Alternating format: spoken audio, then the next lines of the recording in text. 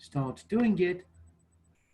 And as we are just moving on to question number 90, page number 95, that's a very good question to start. Please, guys, remember, just choose a different color in case if you see the answer, which I'm just going to draw, is different from the one which you have. Okay.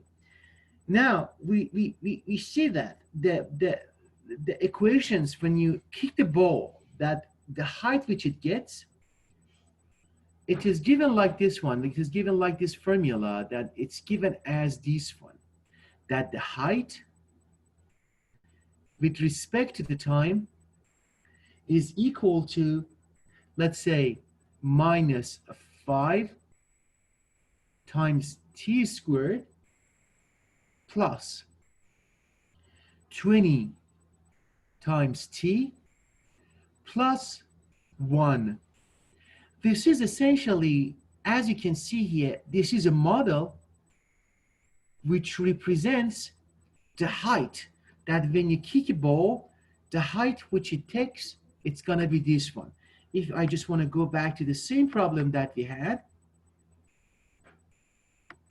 as you can see, it says that the height of a football ball that has been kicked can be modeled by the function that we are just writing it right now. Then. Okay, and that's the model that we have for the ball when you kick. Okay. The first thing, a kind of an exploration of the model that we do. The first thing that we do, if I'm just going to start by a plot, and I just want you please to answer that question for me. Imagine that this is going to be the vertical line, and this is going to be, I should say, the horizontal line. And you know that when you model this, you go ahead and say that, okay, this one, the horizontal line, it's going to be, I should say, the time axis, which you have, but at the same time, the vertical line, it represents, I should say, the height that we get with respect to the time, as time here is going to play the role of our independent variable, which decides, I should say, in different spots, the height of the ball which you have kicked. My question for you, the first one is this. If we're just going to go for the first exploration of the model that we have, if I come over here and say that t is going to be expressed as 0, it means that you have not even started, I should say, you have not even yet kicked the ball. What is going to be the height of the ball? What is going to be the height when the t is going to be 0?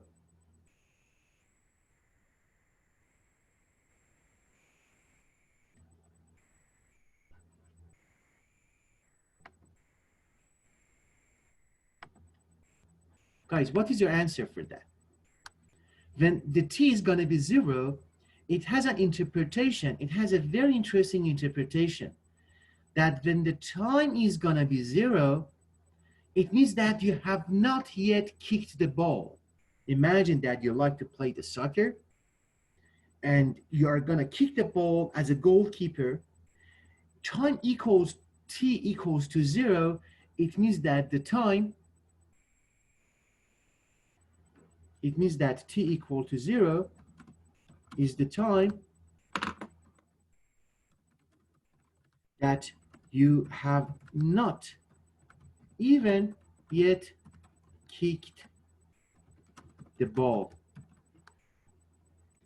And now, if that's going to be our understanding for the time, that time is equal to 0, what is the value of, I should say, of the height when time is equal to 0? It's very easy. You plug the t equal to 0 and you substitute that into this equation. Becomes minus 5 times 0 becomes 0, plus 20 times 0 becomes 0, and you are left with only one, I should say, number there, which is 1, which it means that at the time equal to 0, you have the height of 1. Then if it's going to be represented as plus 1, which we, as you have learned that, we call this one the intercept.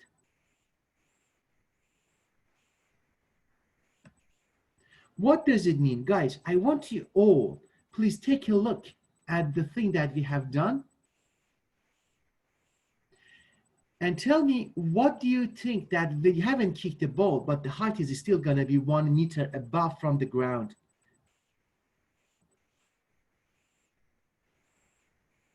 Because we imagine that the zero height, this one represents the ground. When the height is 0, it represents the ground. Then what is your interpretation, guys, when we have the height equal to 1, when you haven't even kicked the ball? And do you have an idea for that?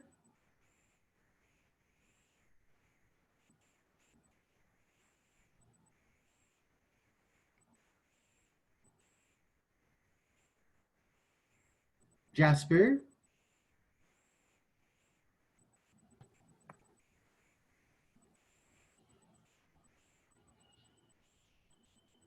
Laura and Sylvia? Laura?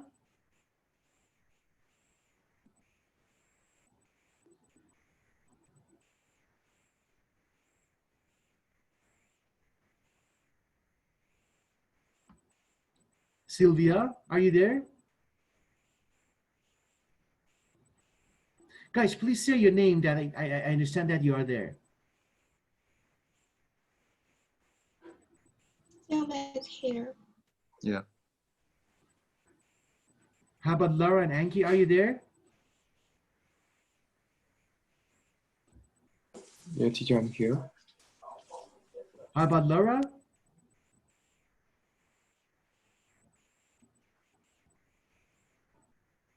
Okay, maybe we should just step away for a second. But guys, what is the interpretation? That you haven't just kicked the ball. Sir, can you hear me? Okay.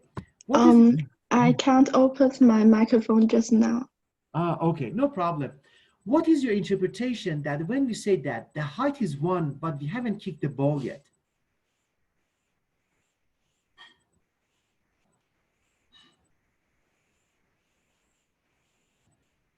It means that before you kick the ball, you have the ball in your hand. And like the goalkeeper, you hold the ball in your hand. The height which the ball takes before you kick it as a goalkeeper is just 1 meter above the ground. And that's what it means. For example, let me see if I can draw it. For example, this is going to be a goalkeeper. Look at this. He is holding the ball.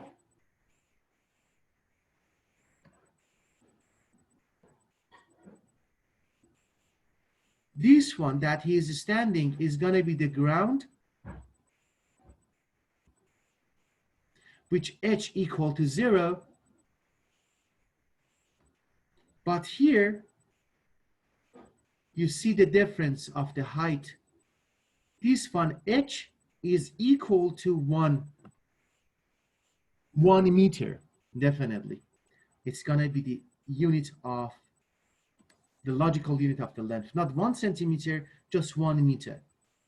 Because here in our model, we measure the h with respect to the meter, and we measure the time with respect to second. And now that's what it means. The intercepts that we get is essentially this one. It means that the ball is standing 1 meter above the ground. Then guys, the point is that when we are working from future, even for the test or for the exam, always make sure that you have a very good understanding of what is the interpretation of the intercepts in your model. Okay? And that's a good thing. I just want to ask you all, remember, for the coming exams and quizzes, always remember, you have a good interpretation of the definition of what do we mean by the intercepts in the real problem context. Okay, now, I'm just going to move on to just do the first part. The first part of the question that we have was that to find the average, I should say, rate of change of the height with respect to, I should say, with respect to the time between 6 and 2. But before that, I'm just going to plot this function. In order to do that, we can just, as you saw this yesterday, we just go to use the Desmos to have a good sense of how the plots may look like. Then we just move on to find, I should say, with the rest of the problem. I'm just going to type Desmos on my plot, on my graphing calculator, and I'm just going to here to just come to model it h of t is equal to minus 5t squared plus 20t plus 1. And that's the plot. If we want to see, we see that, guys, you see the intercepts at 1. Everyone sees that? At point 1, at time 0, 0.1, we have an intercept with the y-axis, which represents the height. Then we have an increase of the height. It goes all the way up there. Then it reaches a maximum. Then it falls back down again because of the gravity. And these are the parts of the graph that we are looking for. And you see the height, the maximum is going to be around 21, which it reaches the 21 seconds, which is after 2 seconds, it reaches 21 meters, and then that's going to be the maximum. Okay, I'm now going back to, or I should say, our model. We can just plot it based on the correct plot which we had. It starts from this point. Then it goes back all the way down there. And we saw that this point should figuratively represent, it's going to be just 2 seconds, and it's going to be 21, I should say. We can find these ones based on the physics too, of course, which you have. And now we just find them by the plot. And now the thing is that we are looking for 2 points of the time between the point, which is going to be, I should say, between point 2 and 6,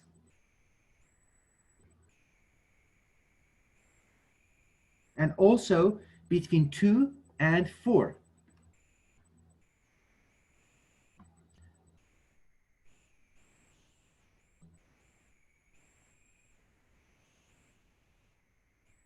Guys, what is the intercepts that we have with the x-axis? Did you find it?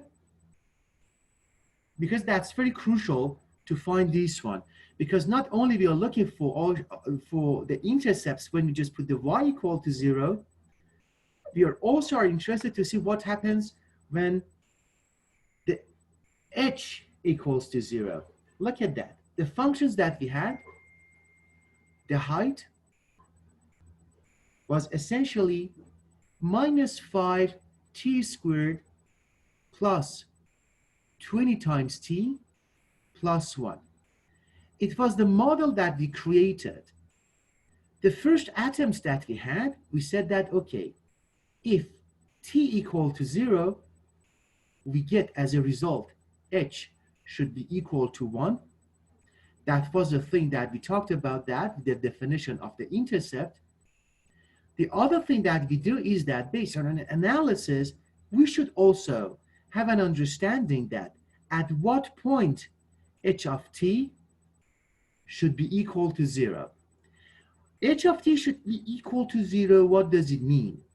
H of t equals to 0, it means essentially that when you kick the ball, for example, you are kicking the ball, that's going to be the ball. You kick the ball, it gets, I should say, the parabola trajectory and reaches the ground. In our case, what was it? We had the ground here. It's going to be the ground. we found that the difference to here, it was 1 meter based on the intercepts that we got from this model. And now we are interested to see that when it comes to the ground, it means h should be 0. H of t when equals to 0, it means that the height that we are talking about with respect to the time, it becomes 0 again. It goes back to the ground. Imagine that you are the soccer player. You kick the ball from here, which the distance to from the ground is 1 meter. You kick the ball, it goes to this point. At this point, it becomes stopped. Its velocity becomes 0.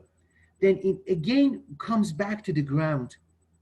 At this point, when it reaches to the ground, when your ball reaches to the ground, its h of t, which we do not know how much is the time, is again 0. In our analysis, we also are interested, when you just want to find the average rate of the change, we are also interested to see how much is going to be the time when the ball is coming back to the ground. In order to find the answer for this, it's going to be very easy. It's simply, I just write the equation, minus 5t squared plus 20t plus 1 should equal to 0.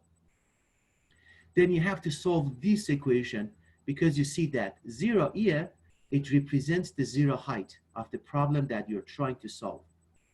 In order to solve it, it's very easy.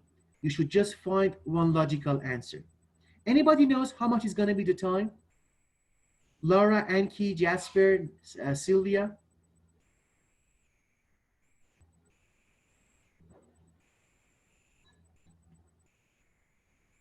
Anybody solved this before?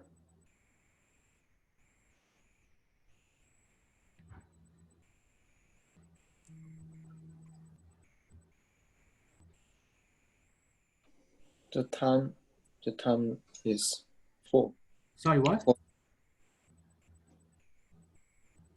How much? 4 seconds. 4 seconds? Yeah. Fantastic.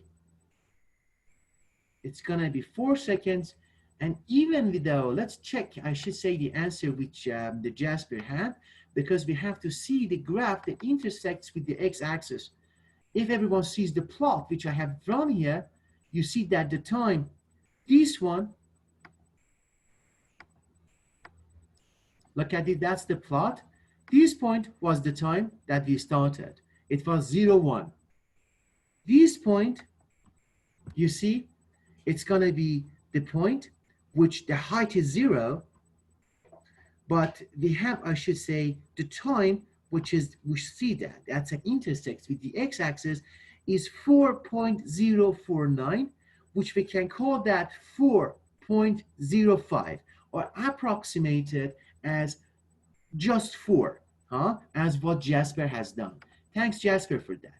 Now, I'm just going to go back to share the screen with the whiteboard, and you see that this point, which the ball again hits the ground,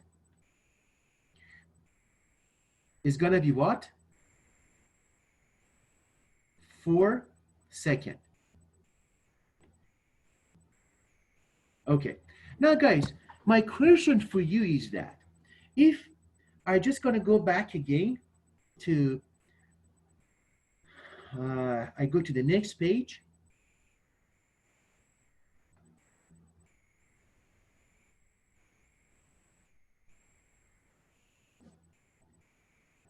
I'm going to plot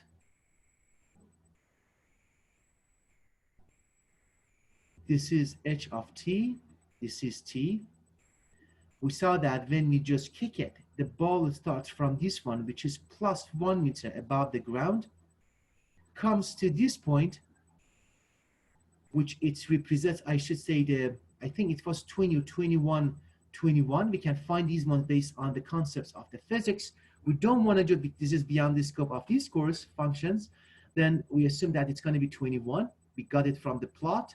Then it reaches back. We know that this point, which it represents, this point, when it reaches to the maximum is 2 seconds. and at 4 seconds, it reaches to the ground.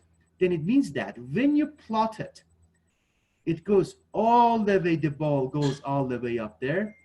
It stops there, and it goes all the way down here to this point. And we assume that at this point, when the ball starts to be hit, to scattered by the, I should say, by the ground, and it goes all the way up there again, we ignore this. We ignore the second part of this one, because you have noticed when you kick the ball, when it reaches the ground, it goes back again up there to a different height. We are not looking at this part. We are only looking at the part that the ball is flying on the air and it goes back again to, let's say, we are looking only at this point. And that's also, not this one. It's gonna be the maximum by the 2, which we are there. Now, okay, now guys, so far, all the things that we have done was to find a configuration of the reality of the problem. We know that we have an intercept, which is 1. We know that we have a maximum height, which is 20 after 2 seconds.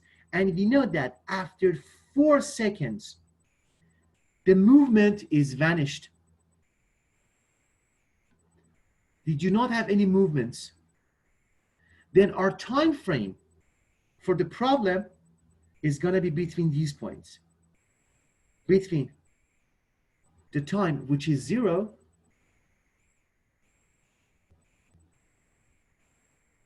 goes to the 2 and goes to the 4. Okay, now we are looking for first of all, we are looking for the time between 2 seconds to 4 seconds, the average rate. What is the average rate of the height? Anybody got an answer?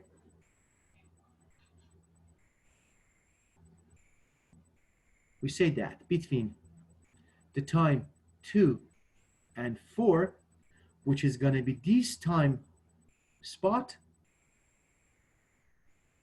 what is going to be the average rate?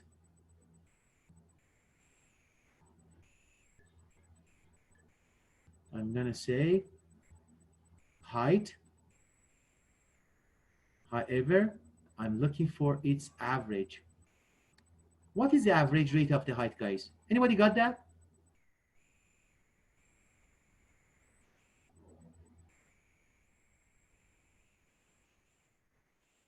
We say that it's going to be, if you remember, we say that it's going to be, because we are looking for the average, we use the triangle delta H over delta T. That's how we show the notation should equal to what?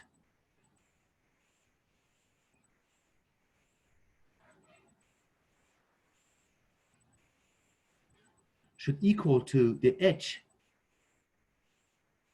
at time, which is 4, minus the height at time, which is 2, divided by 4 minus 2. Then as a result, height, its average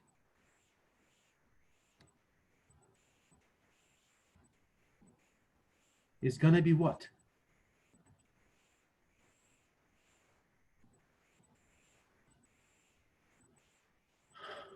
Okay, what was the formula for the height?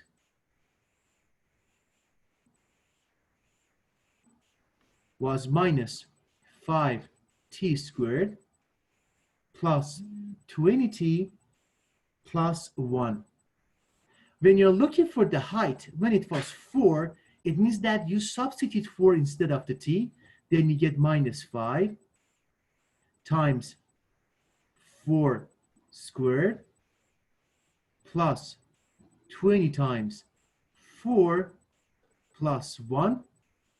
However, you subtracted it from another one, which you are going to put instead 2 instead of the h, becomes minus 5. 2 squared plus 20 times 2 plus 1.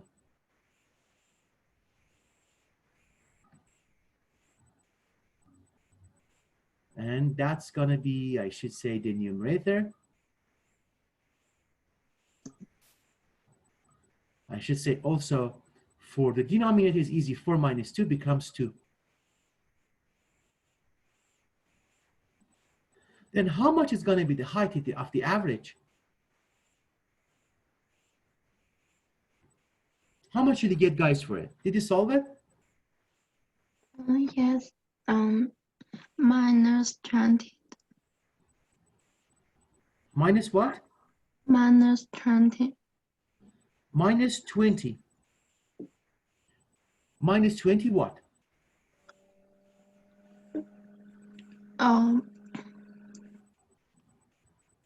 Meter, because that's the height, huh? Yes. That's right, that's the unit there. But if the answer does make sense,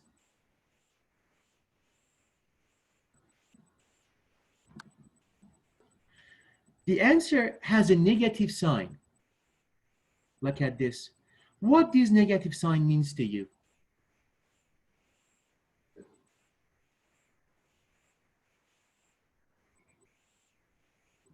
Laura, that you answered that.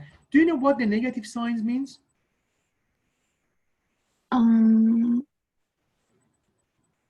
Roll down. Huh?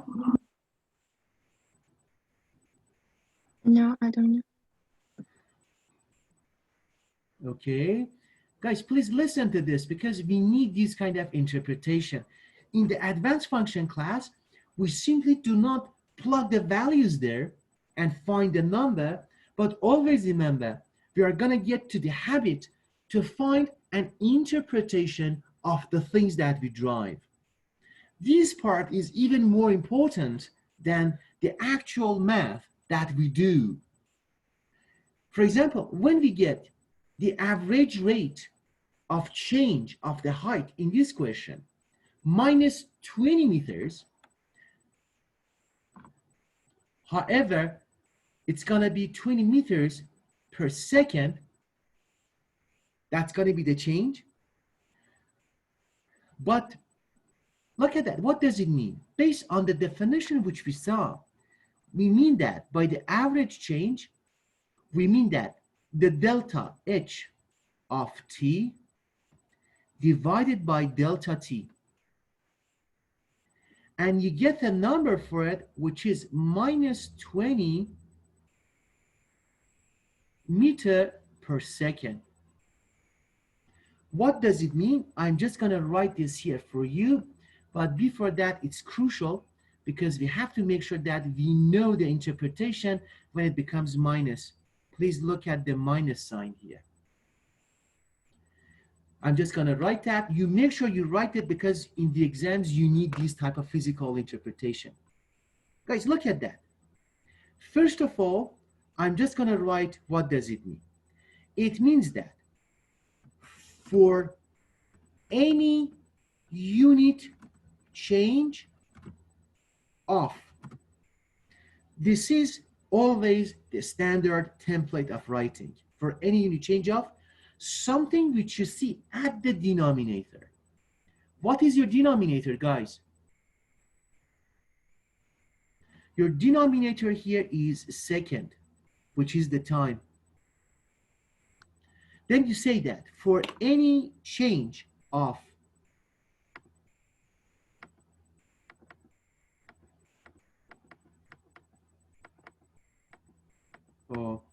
seems that I cannot, I just write it here. I couldn't just go back to the original writing which I had. I say that for any unit change of, I put that in quotation because the thing that you have to put, you say of time,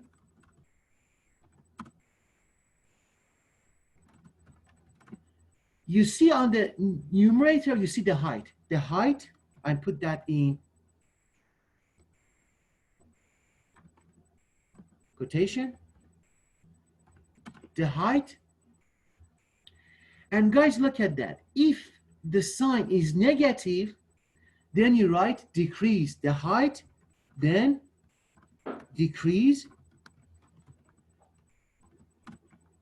Why did I write decrease? Because the sign is minus. As Laura said, it's minus 20 meter per second.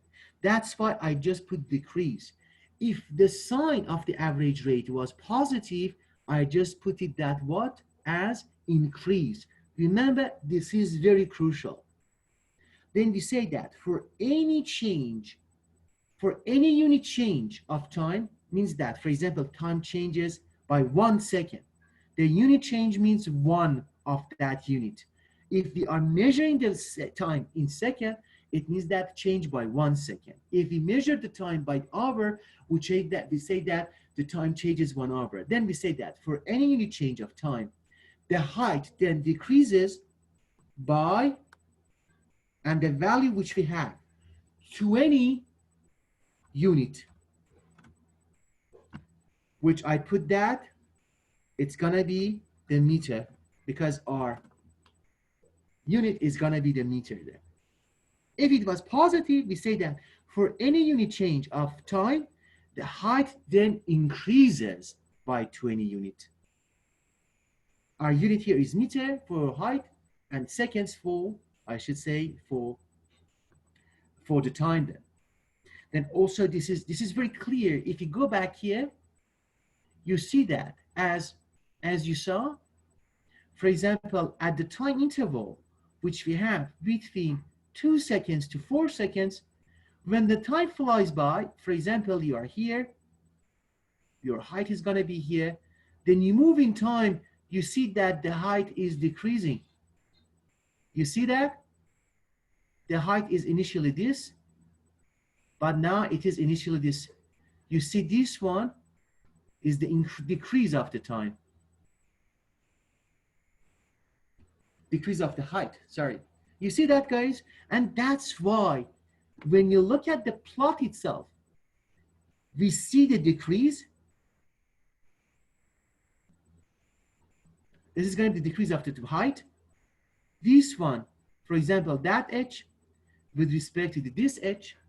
But also, when we come back to the formula, also we see the same thing.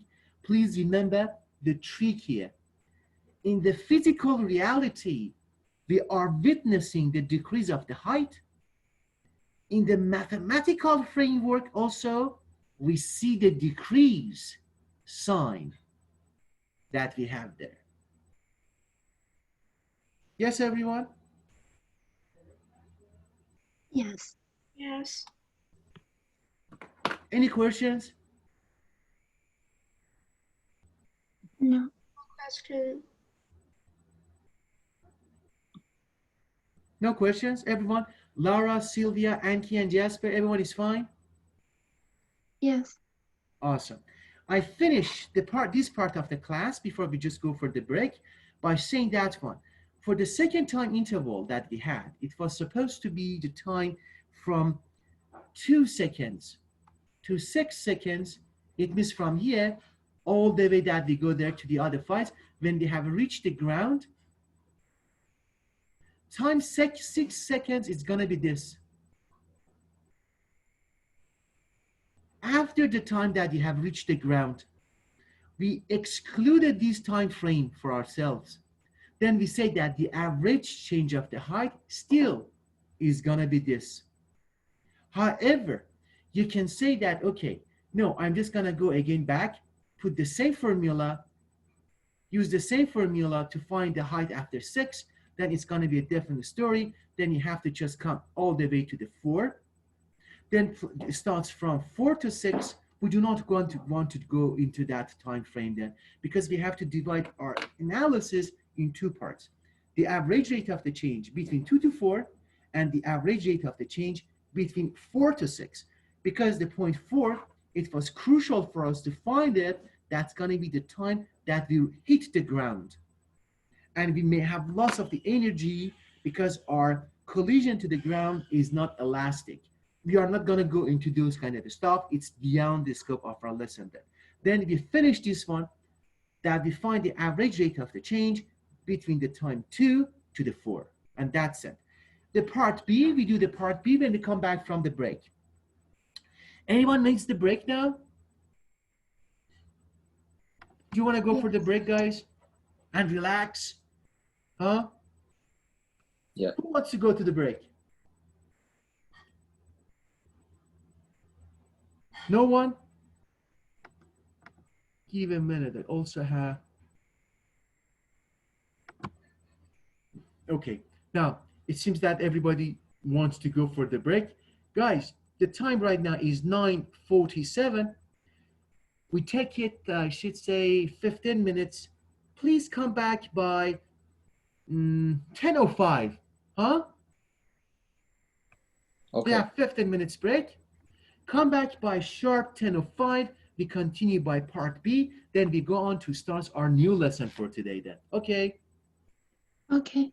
Awesome, awesome. Then guys, see you all back in 15 minutes. Please be sharp here by 10:05. We are gonna do something spectacular when we come back then. Enjoy your break. See you guys at 10:05 then. Okay. Normally the thing which we do, we are so lucky the questions that we solve, it always leads us to, I should say, to the next new chapters of the book. Okay, now, the other thing that we had was that based on the model that we proposed for modeling the height of the ball, which was actually was h of t. This is part B. To finish it, then we go for the new chapters. ht, it was minus 5t squared plus 20t plus 1.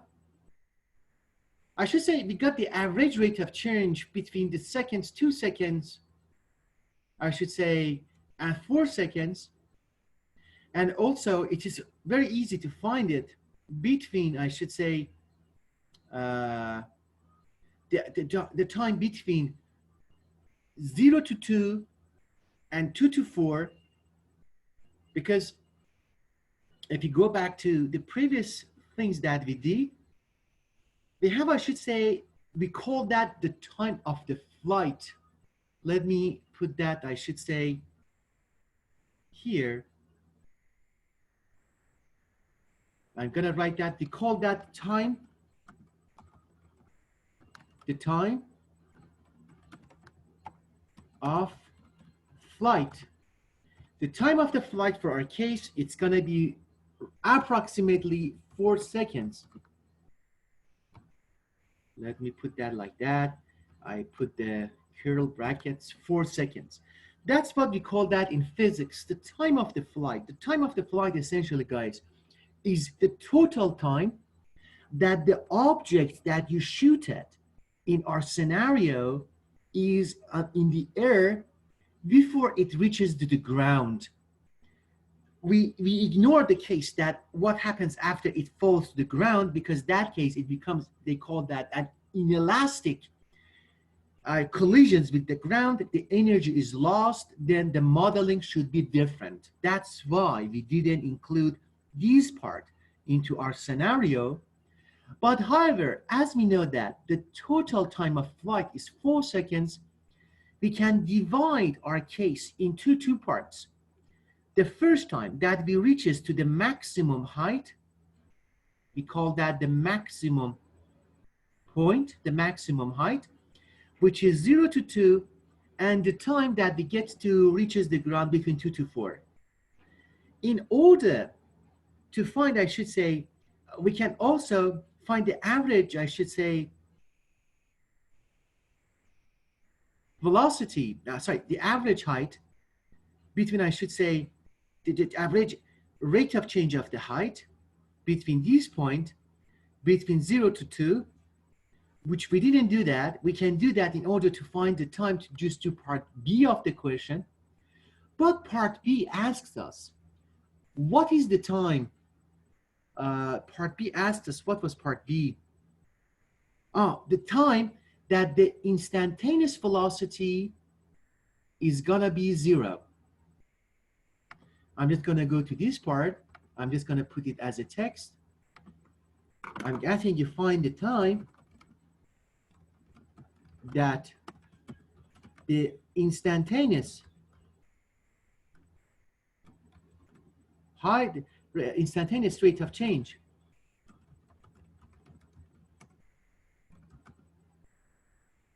of height is 0. Am I right? That's part B. Am I right?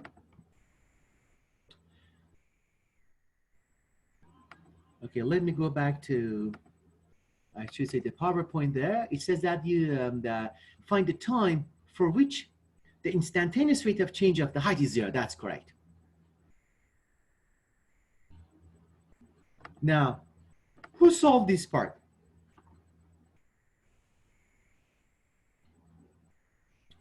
Lara, Sylvia, Anki, Jasper? Jasper, Anki, Lara, Sylvia? Who solved it? What is the time that the instantaneous rate of change of height is going to be 0?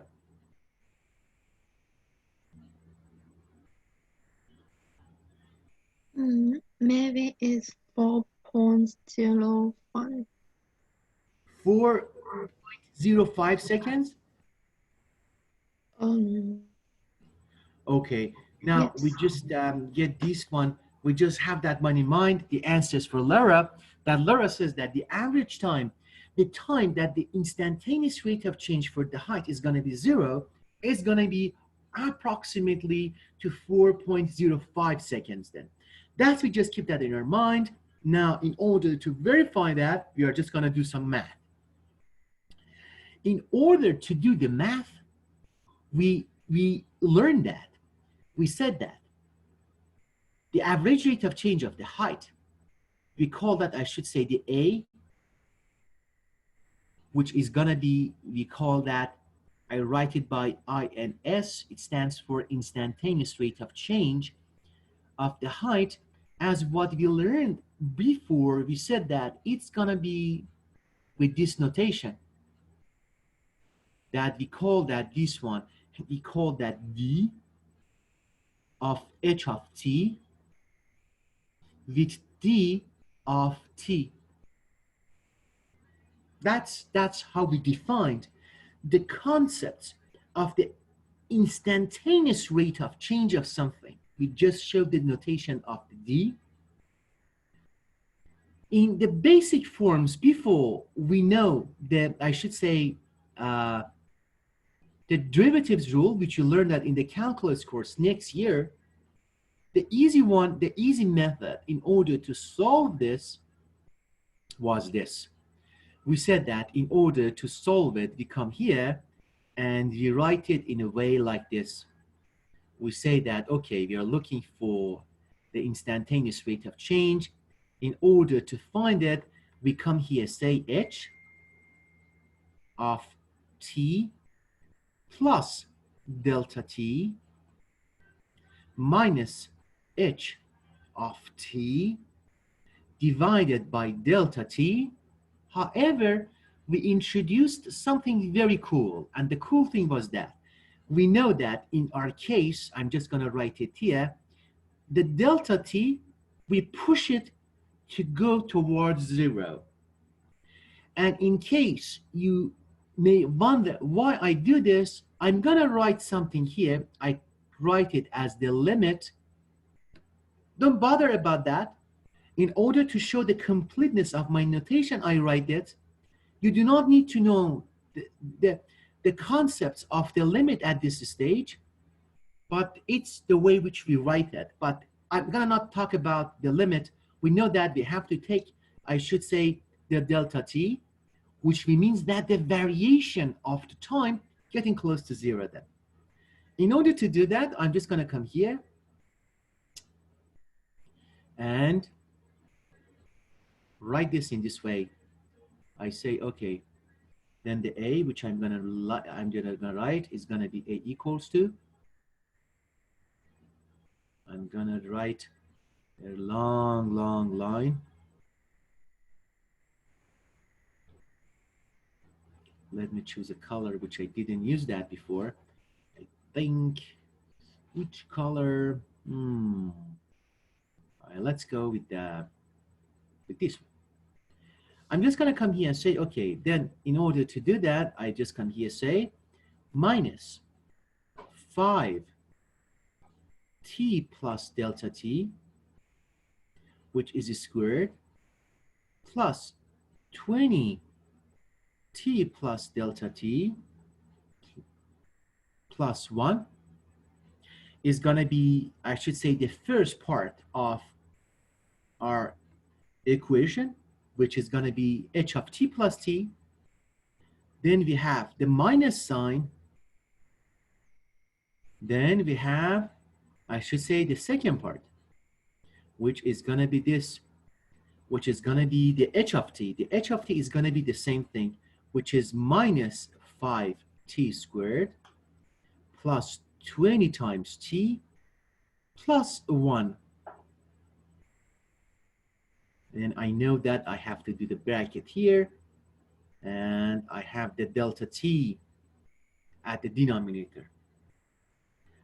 Then in order to simplify that further, it's going to be very easy now.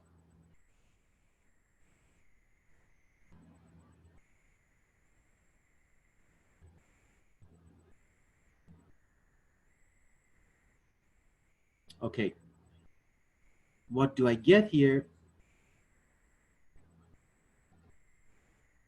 Okay, I'm just going to expand these ones. The first expansion is going to take what? I have minus 5 multiplied into t squared, because it is to the power 2, t squared, minus 5 times 2 t delta t, because it becomes 2t delta t times minus 5, plus delta t squared plus 20t. Now I'm just expanding this one into this, 20t plus 20 times delta t, and I'm going to expand this one t, and plus 1 at the end. However, for the next one, I have minus sign impacting all these terms. Then it becomes minus becomes plus 5t2 minus plus 20 becomes minus 20t minus plus 1 becomes minus 1. And I know that still I have the delta t at the denominator of my term. Okay. Let's see what terms is gonna vanish, what terms are gonna stay.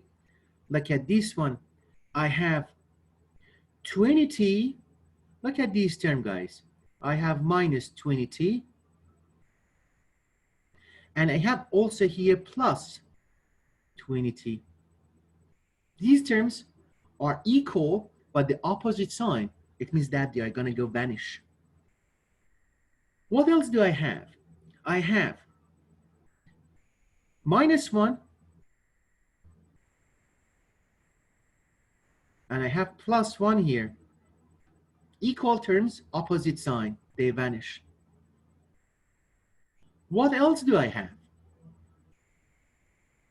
I have, look at this one, plus 5t squared.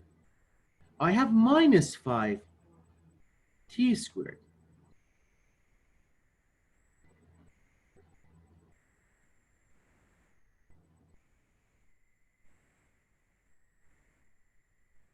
Okay, what else is left?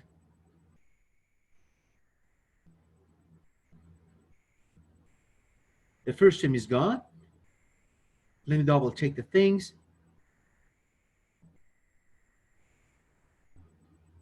This part is correct.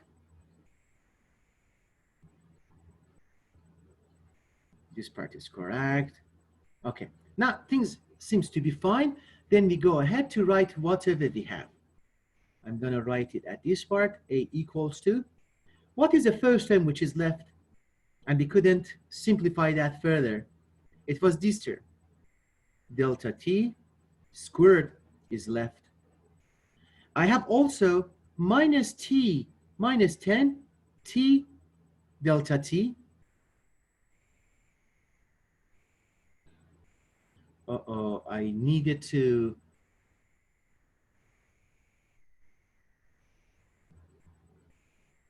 draw some lines. That should be enough. Choose a different color. Okay. The first thing which I have, this is the term which I couldn't simplify that. It is what? It is minus 10 times t times delta t. The second term which I couldn't simplify that further was delta t squared. And I have also plus 20 delta t, and I have delta t at the denominator. Is it clear for everyone? Yes. Yes? Glad to hear it. Then I'm gonna write it very narrowly here. Then I say what? A instantaneous becomes what? Guys, look at that. As the thing which we have done always in the past, look at this one. I have 1 delta t at the denominator, and for each term here, I have delta t. This one is delta t squared, and this one is delta t. Can I factor out the delta t from the numerator and simplify that with the denominator? Can I do that?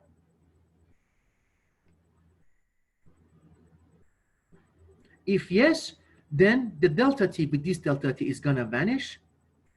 I have minus 10 t, because the delta t is vanished, it simplified this, plus delta t left because I had power 2 of the delta t here, and only one delta t is remaining after you simplify one of them with the denominator, plus 20. Is it clear for everyone? Any questions so far? No?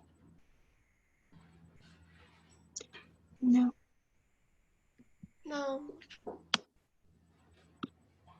Okay.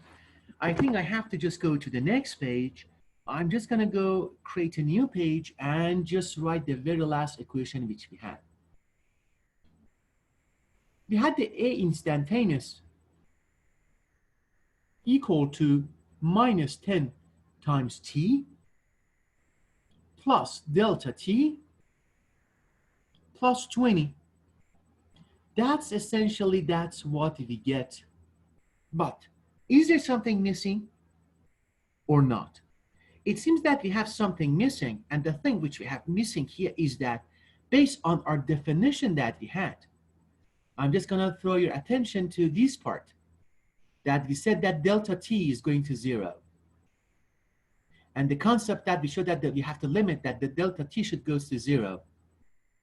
I'm just gonna use this one and come here as a very final thing to say that my model is gonna get complete if I say that the A, which is the instantaneous rate of change for the height, which is represented by this basic definition, which is gonna be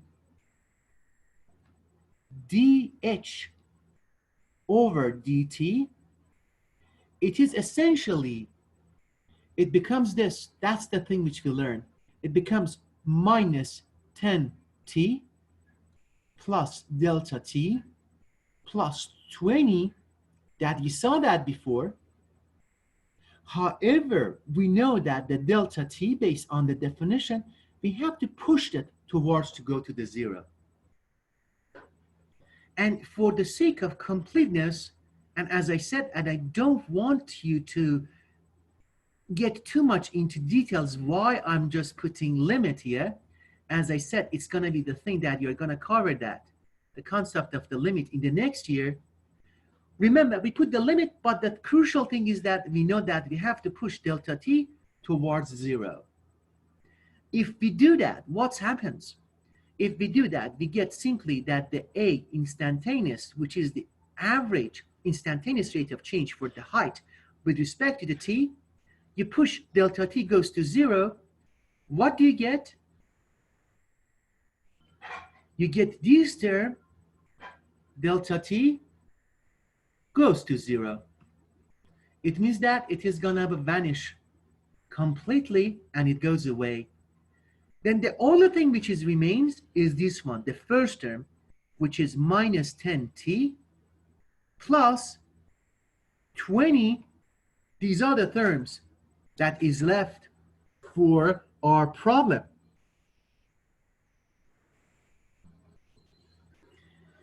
And that's what we call that. We like it very much because essentially this is the thing that it is the end result for our endeavor. Then this equation, it represents our instantaneous rate of change. Any questions, guys, so far? No. How about the Celia, Anki, and Jasper? No question. Laura? No. No one?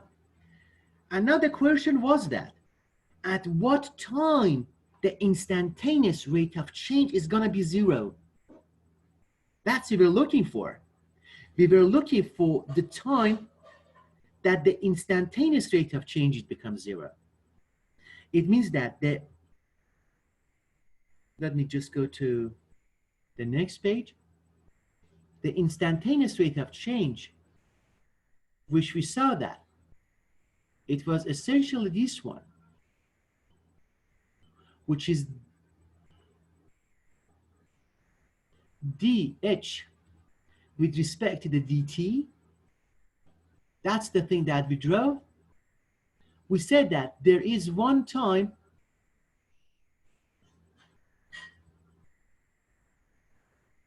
guys, this one, the vertical line which I'm drawing here, it means that I'm gonna solve this equation for the time which I do not know what is that, but I know that it takes this instantaneous rate of change equals to 0.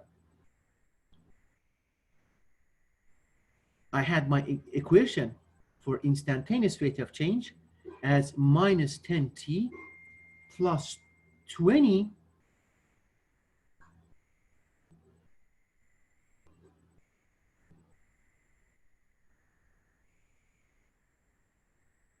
it was a of instantaneous rate, it was this, then it means that if we just follow that thing, then we have to solve this equation.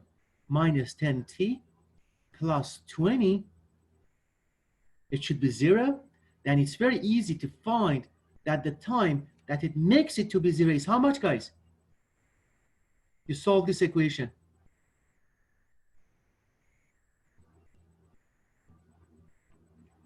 Two seconds. And we are essentially done at this point. Then after 2 seconds,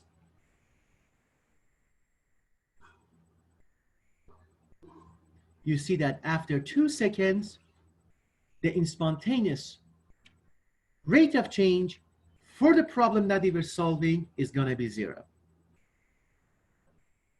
Any questions, guys?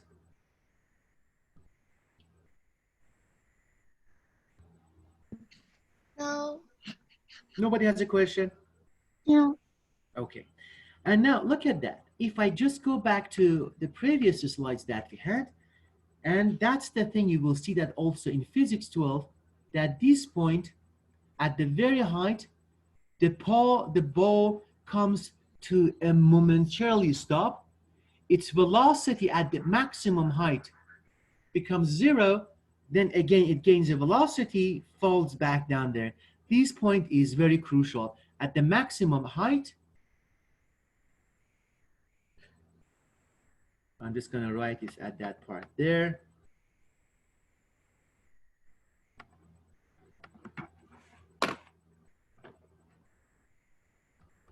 At the maximum height, the, I should say, the spontaneous rate of change comes to 0. This one essentially, it's the result that we get.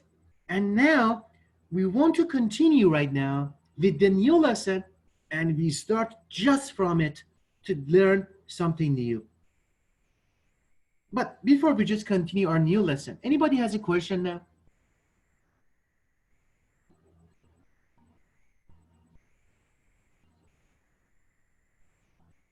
Any questions for this exercise?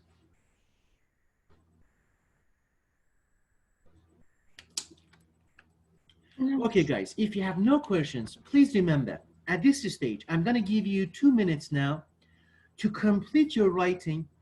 Then remember, you should have a note after the next 2 minutes. You should have a note.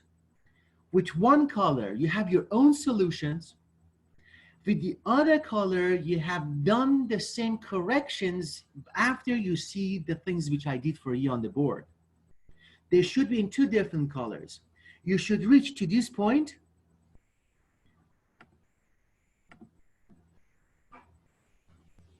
You should reach to this point that t should be equal to 2 seconds.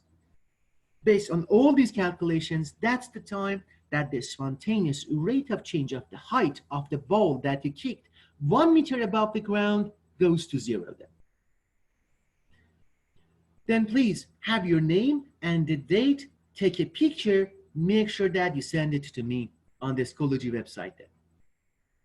Please do it. I give you 2 minutes, please, to do that, and send it to me. Then we continue with the new lesson then.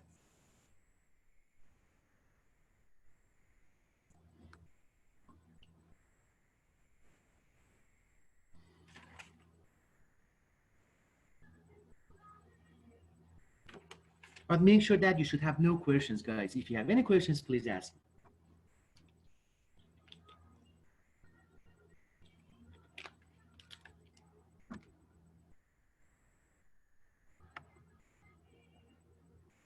On to the new topic for today. To start the new lesson. Okay.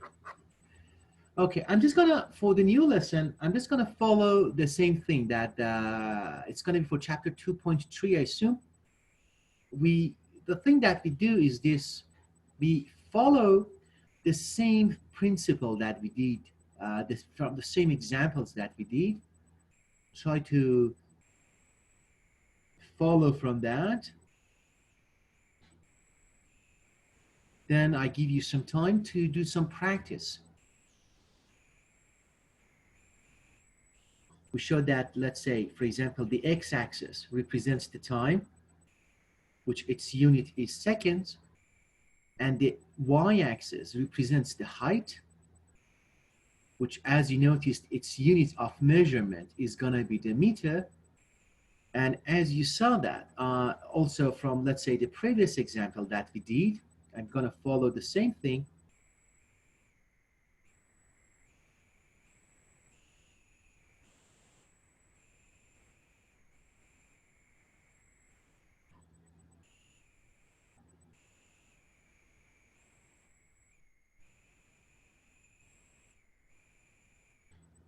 Let's go over there.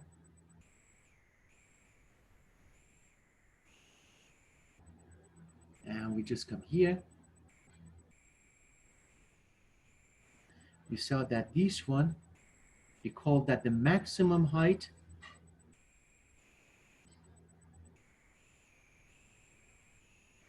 And we just call that the intercept. And we saw that the intercept that we have is essentially the interpretation of it. And the model that we talked about, I'm just going to follow again the same thing as the lesson for today. It's going to be the new lesson, but I borrow, I should say, the formula from the exercise that we did. We said that h of t was essentially was minus 5t squared plus 20t plus 1. Okay, now, while we are here, it's good that we build up our new lesson around this topic. We measured the height, it's gonna follow this model. I'm gonna ask you questions, guys. Anybody of you has taken physics 11 or physics 12 yet?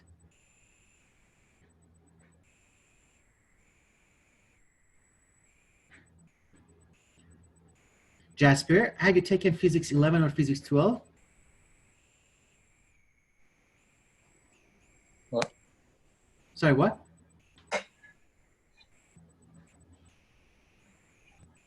Jasper, Here. have you taken physics 12 or physics 11 before? Maybe no. No? Thank you. How about Sylvia? Have you taken physics 12 or physics 11?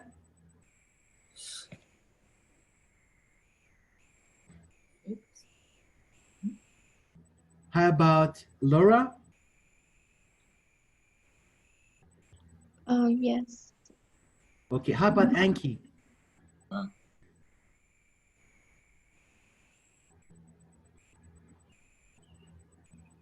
Okay, just for those people who hasn't taken that, Laura, you have seen this stuff before. We say that in, let's say, when we talk about these kind of scenarios, we say that the average rate of change of the height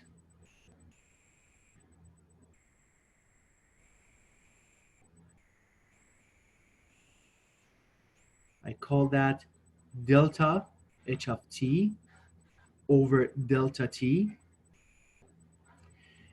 It has an interesting interpretation. We call that, as you will see that in physics, we call that average,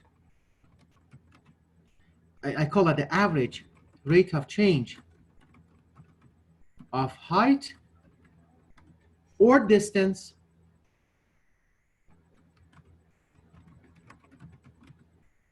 is called the distance with respect to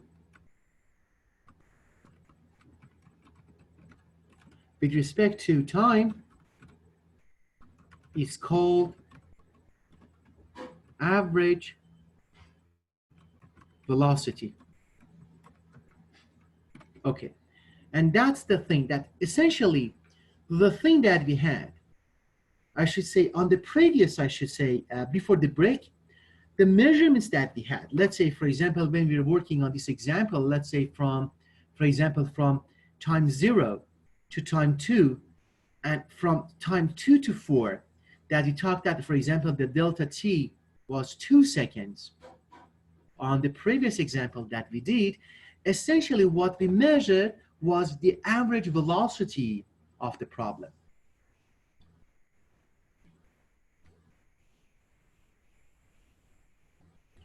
But however, when we just came over there and we talked that you just want to just get the instantaneous rate of change, for the instantaneous rate of change that we derived before,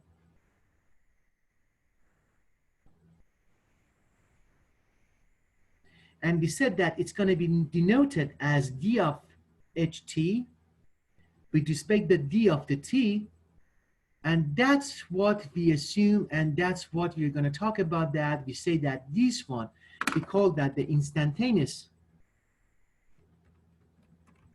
rate of change of height or distance with respect to time is denoted as the instantaneous velocity. And that's what we talk about that. When I assume that it's going to be for around, I suspect it's going to be, today is going to be Tuesday. Tomorrow is going to be Wednesday. We finish Wednesday tomorrow by the modeling of the instantaneous rate. On Thursday, we are going to run our first mathematical lab. We are just going to use our languaging program. Then in that case, we'll see that we can just come and, for example, for similar situations like that for example, you see for an object that you have, for example, you denote that at different points of time on the air, you come here to do the modeling here. You see that we're going to teach you, I'm going to teach you on the next, I should say, hopefully Thursday, how to use the artificial intelligence and how to use some mathematical techniques in order to develop these models and make predictive models in order to predict what happens, for example, to the ball that you shoot it from here, what happens, let's say, after any time, for example, after time equal to, for example, anything, for example, after, for example, 4 seconds, which even is going to be beyond the scope. That's going to be done, we do that on Thursday. But before that, and these are the two terminologies that we're going to learn. These terminologies, you will see that over and over again when you just go, let's say, on the physics 11 and physics 12. And that's what you measure the average or instantaneous velocity.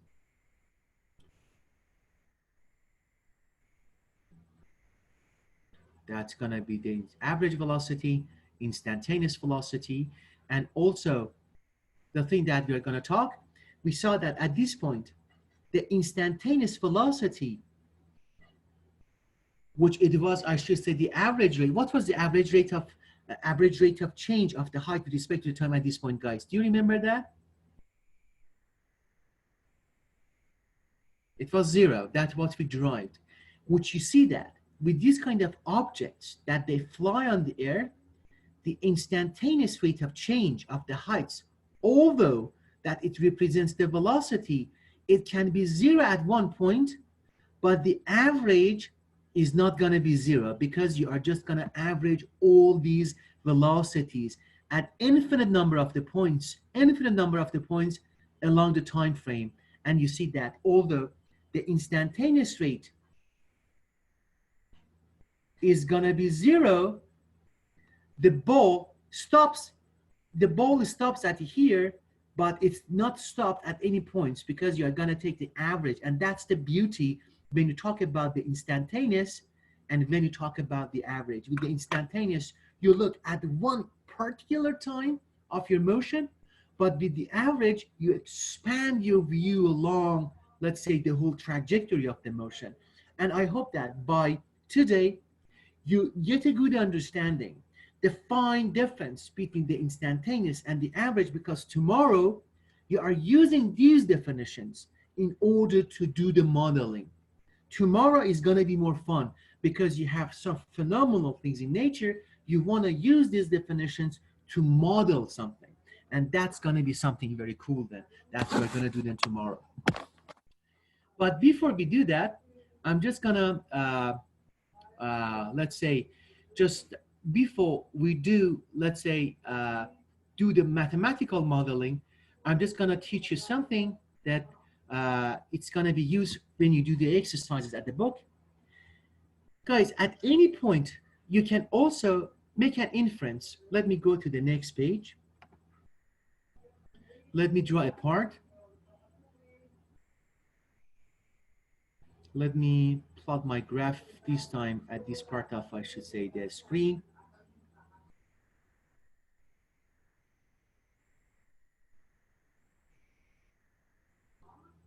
Now I'm going to plot, let's say, something on this graph.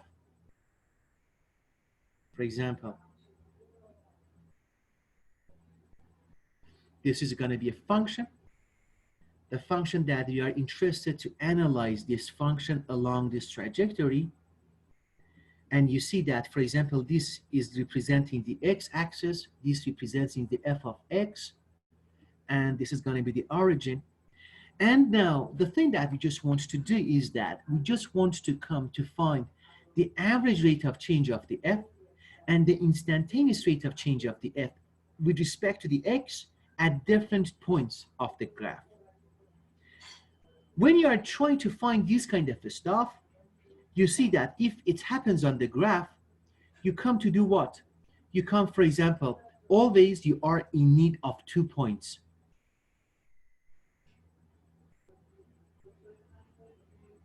For example, I just call that point A, which it can be denoted by the point X with sub-index of the A, and you see that it's gonna go along there. It's gonna be point XB. And imagine that the other point which I have, it's gonna be this, so close to that. It's gonna be point B. Let me change the color. Guys, please listen very carefully because that's gonna be used, it has a substantial impact tomorrow when we do the modeling. If you do not learn this one today, tomorrow when trying to do model the representation, it's gonna be very tricky for you then. And imagine that this one is gonna be point B. What I do say here, I just gonna say that this one is gonna represent point XB.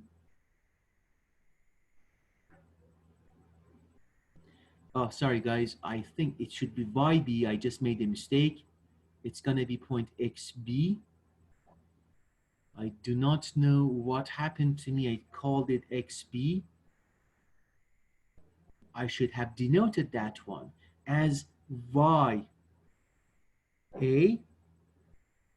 Again, I don't know why I make these mistakes.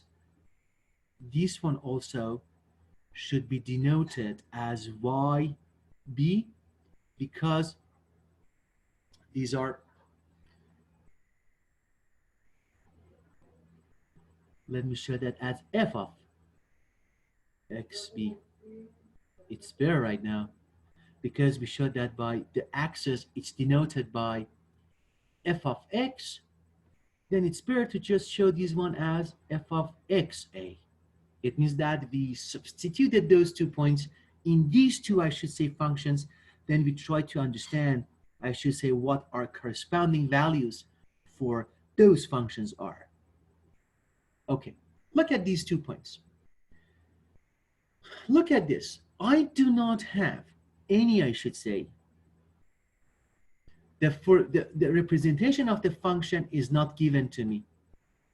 I do not know what is the function. In the previous example, guys, listen, in the previous example, we know what is the representation of the function. We had an explicit representation of the functions. We knew that the height is going to be represented by this model. And we were able to use this model to plot it. And we use this model to find the instantaneous and the average rate of changes of the function with respect to the variation of your variables. But right now here, the things are going to be extremely different. And it's going to be extremely different because at this point, in these scenarios, we do not have an explicit representation of our function. We do not have an algebraic representation of the function, except we know that the function has been plotted and we have an implicit representation of it. We know how the function looks like, but we do not know how the function is expressed. And now we are coming to ask ourselves at different time points between XA and XB, what are gonna be, let's say, first of all, what is gonna be the average rate of change, and also we are going to answer that question, what is going to be instantaneous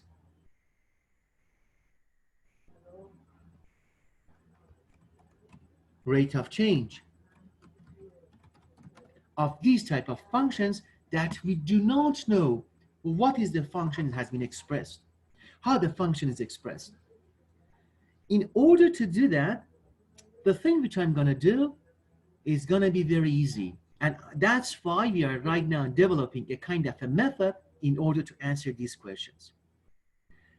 In order to find, first of all, I'm just gonna go ahead and start with this one, with the average rate of change. I say, again, I'm saying we do not know how the function has been expressed explicitly. We know the trace of the functions in the Cartesian plane. In order to find the average rate of change, the strategy for this is this. You come here and take these points connected to each other. We said that these 2 points create a line, which we call that this is going to be a B line. You see, now we have here AB line, which AB line is represented by a very simple single variable representation as a linear, which is going to be A, X, plus also an intercept, V. The AB line is expressed by this simple line, which A, we call that the slope, which we need to infer it, make an inference, an estimation for it, and we call B an intercept, which we again has to find an estimate for it in order to express line AB. However, if you are looking for the average rate of change, that's what we have done in the past. What we have said in the past, we have said that, okay, with these kind of type scenarios, in order to find the slope, which is gonna be A, which we call that the slope, the method to find the A is essentially doing this. To find the slope of the line, which is gonna be this, you know, this one, A, which denotes the slope of the AB line. You know that geometrically from function 11, that's the tangent of the angle alpha, which is going to be the alpha here. The angle is going to be alpha degrees there. You know the interpretation of the A, which is going to be the slope of the AB line, which the AB line connects these 2 points of the functions together, is essentially the tangents of the alpha, which the alpha is the angle which is drawn between the line AB itself and the horizontal line, which is essentially is an X line itself. That's going to be the A.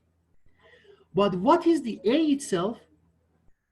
A itself is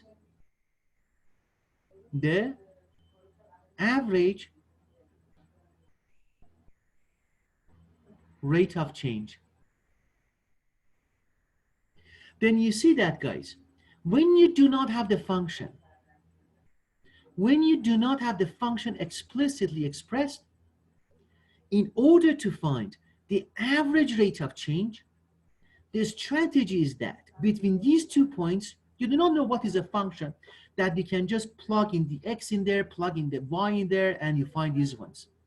Then you come, either you know the angle between these 2 points, between the line and this one, you get the tangent of that angle, then you get the A, which A is represented by the slope of the AB line, and this A, essentially, that's what is expected from you to get the average rate of change. Or if you do not have, I should say, this one, you say that, okay, either A,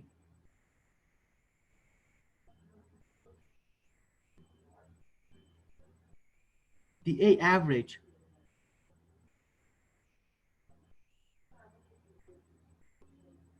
is either the tangent of, let's say, the alpha, which you have been somehow able to find the angle, or if you do not know the angle, in the other scenario, the average rate of change is gonna be again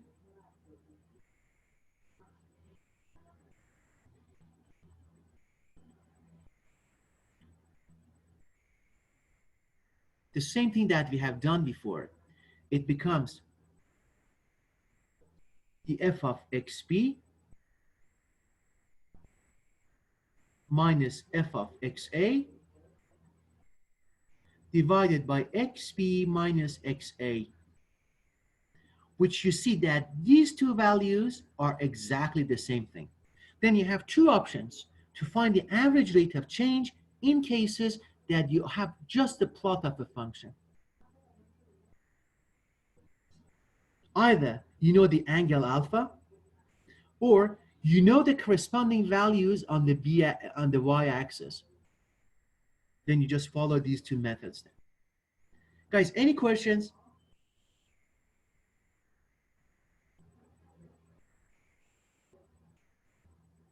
Nobody has a question at this stage?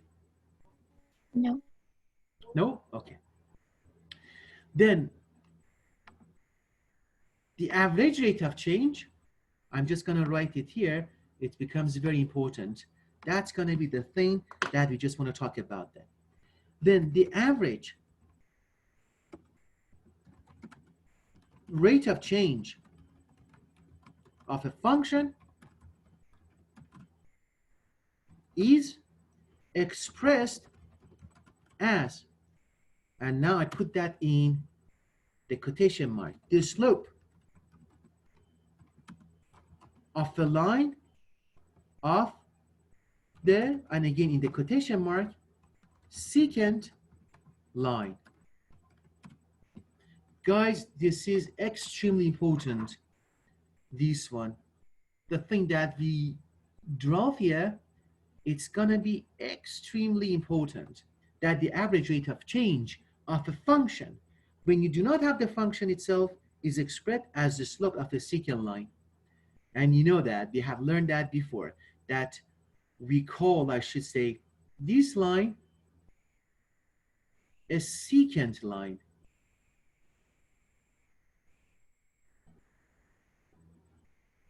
That's what you have learned, and that's what we have talked about. Okay, that's going to be the first scenario. If there is no questions, I think that's going to be the time that we just go to, okay, I think we had only, how many breaks did you have so far, guys?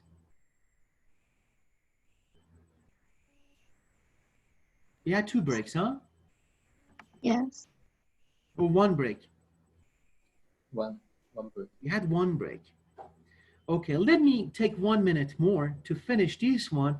Then we we go for a break, then we come back to solve some problems then. But however, if we just want to talk about, I should say, the second part. The second part is what? The second part is this, that we maybe want to be interested in the instantaneous rate of change. For the instantaneous rate of change, in this scenario, it's not always very easy to find it implicitly from the graph, but for the instantaneous rate of change,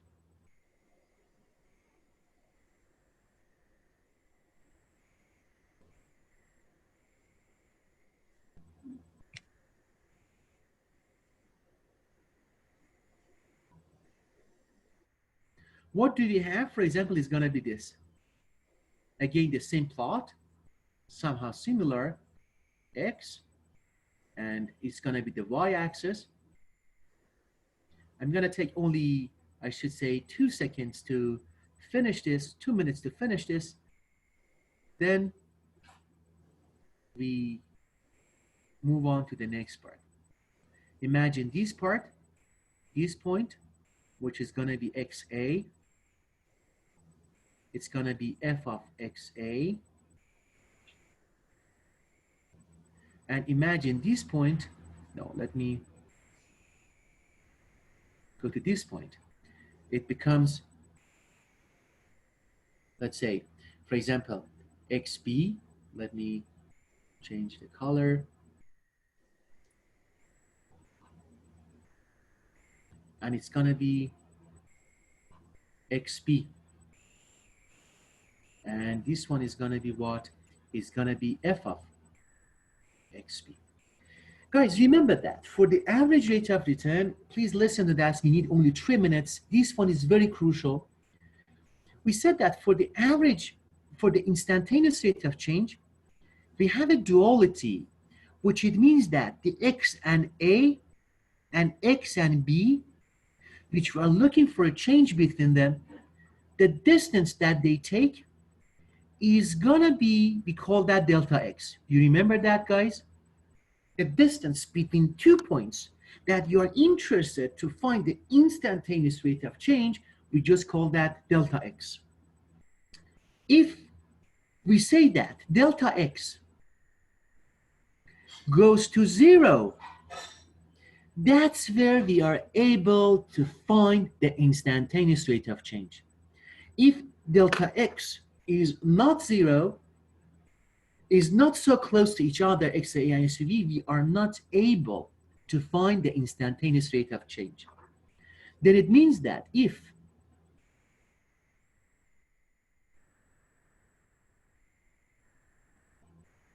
we are able to connect these 2 points together in a way which we call that a secant line, and we saw that the angle that we have made here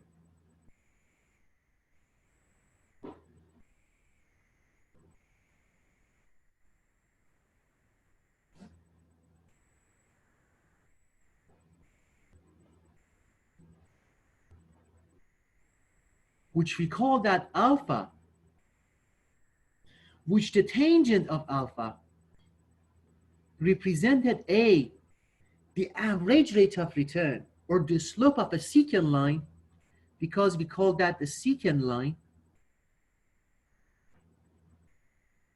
When you just go to the instantaneous rate of change, you are essentially making delta x goes to 0, which it means that the distance between x and a and x and b is going to be too small. It means that then as a result, your xb is going to walk along the curve, goes to stand so close to xb to xa, which you have x f of xb, again so close to this, and you have xb comes to this one. Then it means that you do not have the secant line anymore.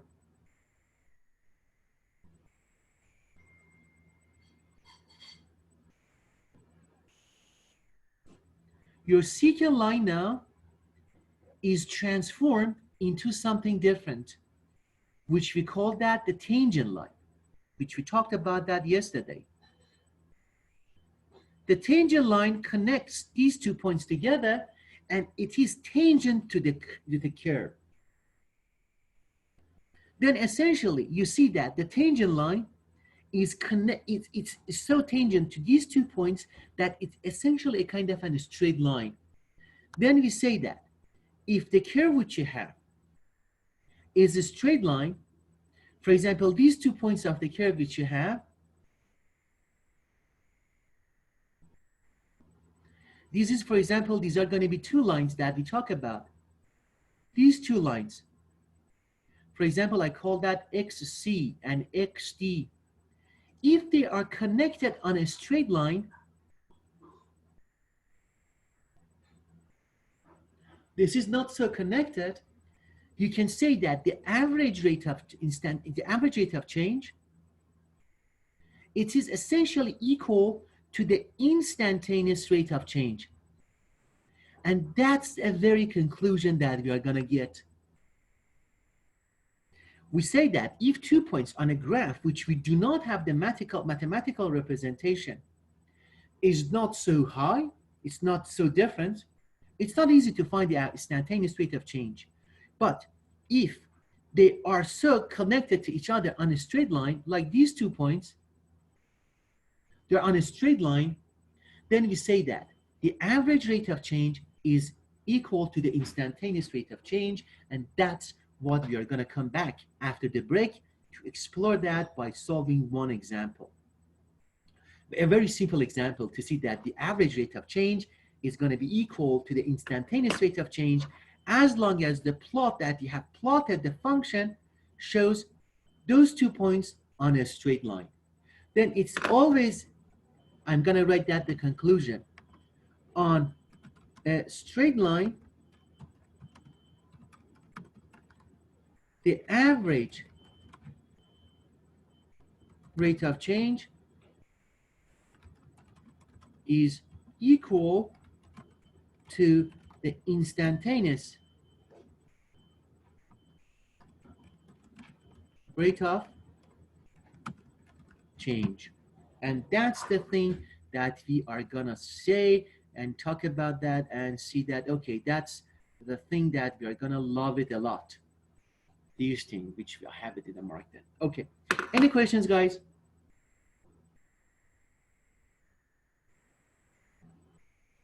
No. No? If you have no questions, I think we are too late for our getting our break. We take, what time is it now? It's 11:20. Guys, please come back by 11:30.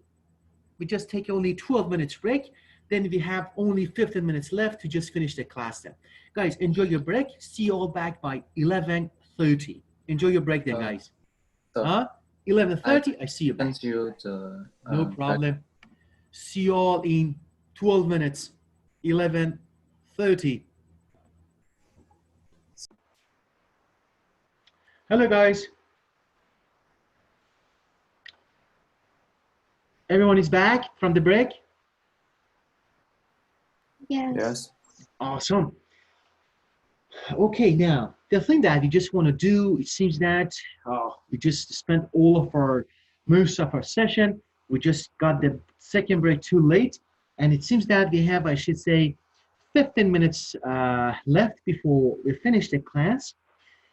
Before we just go to the book and we do one of those exercises before we finish, or you may probably do that as a homework when you're done with the class, to just go back to review that chapter. Let me share my screen. But before we go for that, I have to just assign you one very simple project, which I'm gonna give you the outline of it. Then you go ahead to do the things yourself. Okay, the thing is this, that we are just gonna start with our project. I call that a mini project because mini project, and the subject of that. It is a mini project because it involves less times to prepare the materials for it. Then the subject is going to be this: what is a neuron and how, and show briefly how the information is processed and projected in a single and connected neurons. Okay. You should say, have you heard of the concepts neurons before?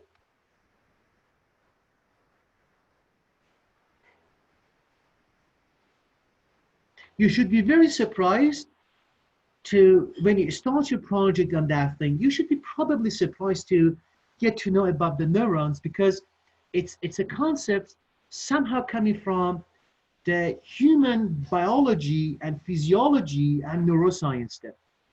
But nonetheless, we are going to need that concept to know that before we just move on with the projects, future projects, and the mathematics that we want to practice. Then as a result, the thing that we do is that you just work on this one as a mini project. You look at this and I should say you do a research on it. But about the presentation of your mini project, you should use PowerPoint to present your project. There should be a minimum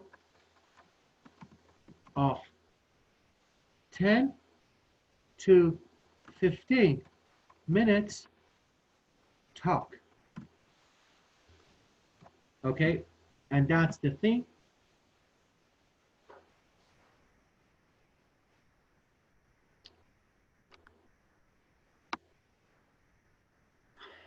And also, the other thing which I just want to highlight is this fact that the marking of these projects accumulates for your final for final mark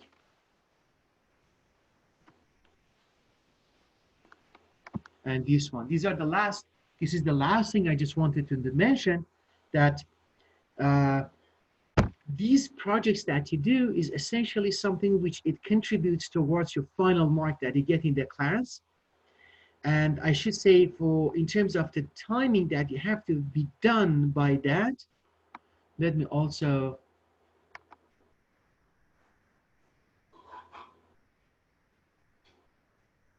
write the timing.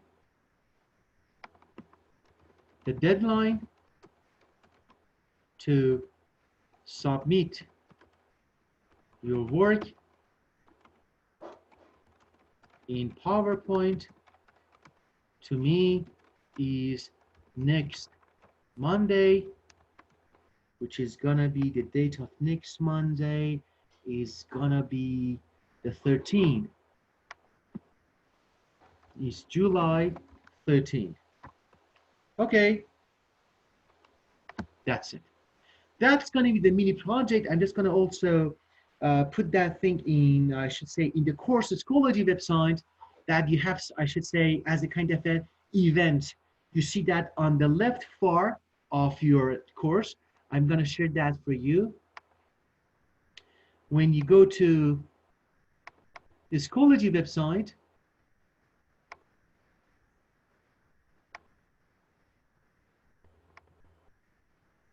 you should see that coming as a project on the upcoming. You see that? I'm just going to add an event there.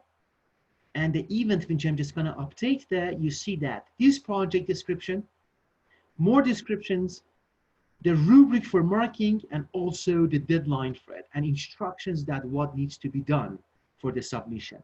You see that on this upcoming. I'm going to create an event for that. The deadline is going to be July 13, which is going to be, I should say, next weekend then. No, sorry, next Monday. Okay.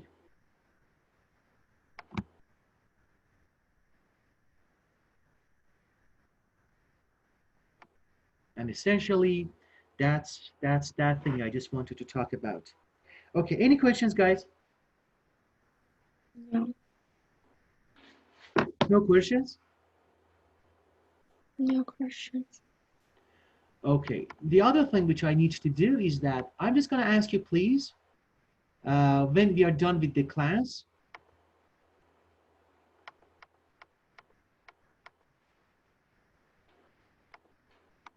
you should please go to page number, I should say. It's going to be page number, I think it's going to be page number 96. It's going to be chapter 2.4. Please, just when we are done with the class, we just covered all the materials which is needed for this class. And do not do the homework, just read these documents. You see these ones, which it explains what needs to be done. For example, it shows 2 lines over here. For example, 5 minus 10, 4 minus 0. And just read these ones.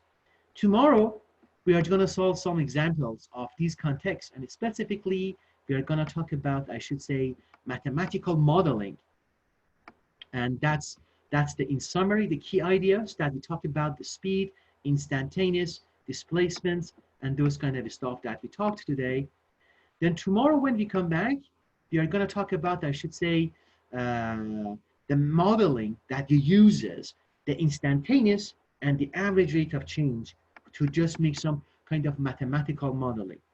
And also, please make sure that you do these, check your understanding, and these two practicing, but specifically more understanding. Just try to do some of these stuff. Tomorrow, we just do one of them, and tomorrow we just start by chapter 2.5, solving problems involving rate of change, and do some mathematical modeling.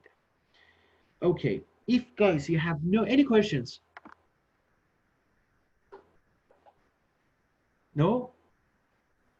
Everyone is clear with the project which you have to do about the neurons? Yes. Yeah?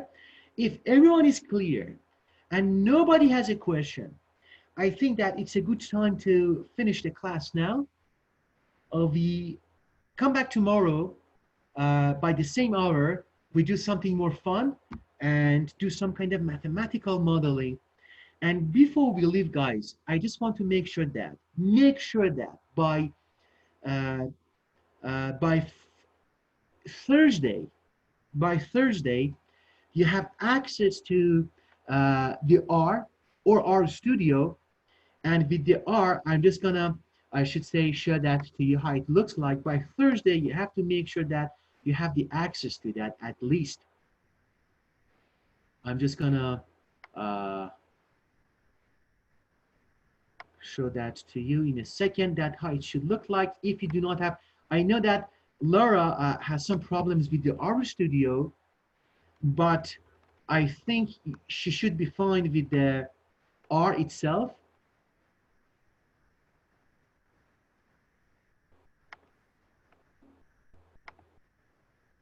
And I'm gonna share my screen with the R. Guys, look at that. In case if you have some problems with the R Studio, the first thing that we installed on that day, we just started from the R, and I assume that nobody had a problem how to install the R.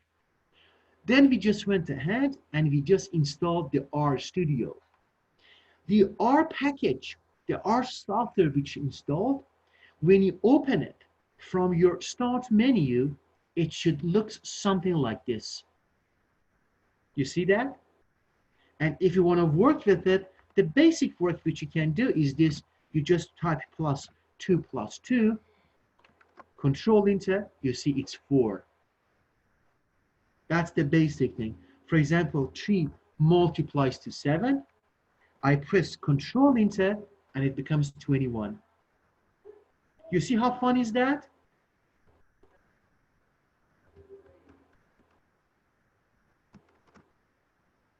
Yes, guys? Yes. Yeah? On tomorrow, when we, I think we may need that. I should say on Thursday. Make sure that Thursday you see that you can have the access either to R Studio or the R. Laura, do you have the R? Yes, I have. Okay, then we should be fine then. We just work on the R. And anybody else? I hope that everybody, Anki, the Jasper, and also Sylvia.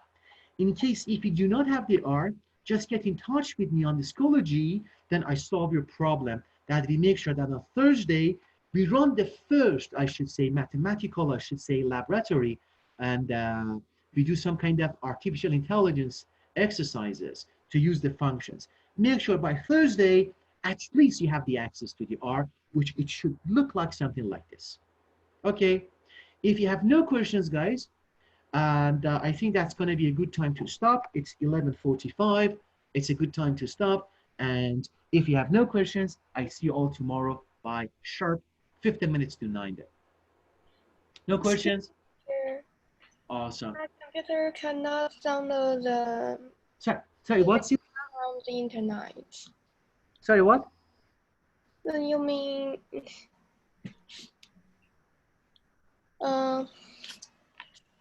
we have some link from the internet. We must download it, but my computer cannot download it.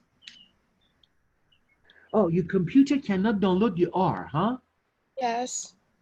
Okay, your computer, what, does it give you any message? I don't know. Okay, Sylvia, can you please do me a favor? Did you check? Guys, the others, if you have no questions, the class is finished. You can leave. I just stayed with the Sylvia to resolve the problem in case if you want to leave. Sylvia, I'm just going to share my screen with you with the Schoology website. Sylvia, did you check these folder? Get started with the R. I will check again. On the course website, set up installation for R. So wait some moment. I will check again. Yeah, sure. Please, Sylvia, when the course is done, go to check that. That's the video. Check that and follow that step by step. If it doesn't run, send me a message on Schoology. I solve your problem. Okay. Okay. Make sure that you see this video. Look at how to find it. Go to the main course page. Scroll it down. There is a folder. This is called Getting Started with the R. Please click on it. There are 3 videos. Just only watch the first one, which is setup installation. Okay. Yeah, when you click on it, there is a video. It's 14 minutes. Hello, guys. It starts, and that's what I talked about, how to just do the installation there. Okay. In case if you have any problems after watching the video, send me a text on Schoology. I solve the problem. Okay, thanks. Awesome. No worries, Sylvia. Sylvia, Lara, Jasper, and Anki, all of you have a very nice day. And I see you tomorrow. In case if there is any problem, send me a text on Schoology then. Okay? Okay. Awesome. Guys, have a very nice day. See you all Okay. tomorrow then. Bye. Take care, everyone. Bye-bye. Bye, Sylvia. Bye, Lara, Jasper, Anki. Bye. Thanks, Sylvia. Bye, Sylvia. Bye, Jasper.